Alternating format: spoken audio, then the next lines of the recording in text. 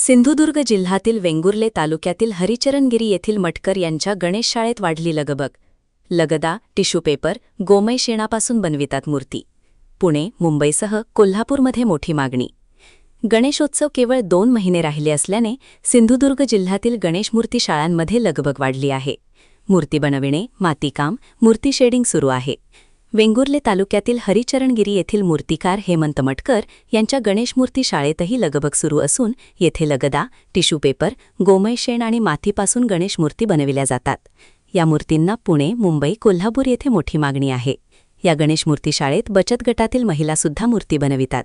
गोमयचं आपल्या इथल्या भागात कमी होतात, पण ते पुण्याच्या ठिकाणी भरपूर मूर्त्या चालतात गोमयच्या. गोमयची ऑर्डर पण चांगली आहे. मूर्ती बनवायला पण चांगले वाटतात की आपले गोमातेचं त्याच्यामध्ये तत्व असल्यामुळे लोकांना ते आकर्षित, बाहेरच्या लोकांना खूप आकर्षित करतं. ते त्याचा शेणाचा वास किंवा गोमूत्राचा वास. तसंच आता दुसरं म्हणजे टिश्यू पेपरचा लगद्यापेक्षा हलक्या मूर्त्या, ते एकदम चांगलं वाटतं की बाहेर आता मुंबईच्या ठिकाणी ते होतं आम्हाला बालदीत किंवा डबमध्ये विसर्जन करायचं आहे, ते कसं काय शक्य होईल.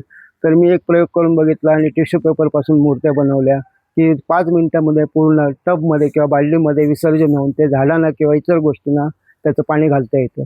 पूर्ण इको फ्रेंडली असतं. आणि तसे त्याच प्रकारे आपले गोमयचे लगद्याचे जे आहेत त्या मूर्त्या मात्र जरा वेळ लागतो विसर्जन, पण वजनाला हलक्या, POPपेक्षाही हलक्या. पण आपल्याला काय POPचं काय बोलायचं नाही, का माझा पण धंदा आहे, त्यांचा पण धंदा आहे.